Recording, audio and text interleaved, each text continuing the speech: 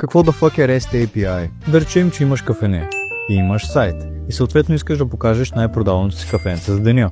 Трябва да дръпнеш тази информация от базата данни, но не можеш директно да я достъпиш, защото ще бъде insecure. Трябва ти middleman, наречен още API. Изпращаш request към API-ът, API-ът комуникира с базата данни и връща респонс с информацията, която си поискал. Но какъв ще бъде реквестът и респонсът? Трябва някакъв вид правила. И тук идва на помощ REST API. Реално изглежда ето така. Първо изпращаш request, който влиза в една от тези категории, наричащи се CRUD операции, но коя операция ти трябва, за да намериш най-продаваното кафе?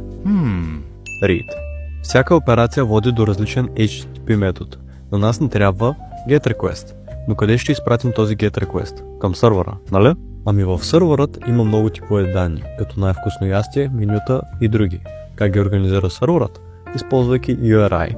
Например, като всеки един от тях връща различен тип данни, изпращаш си твоя GET request към правилния endpoint, сървърът търси в базата и връща информацията най-често като JSON.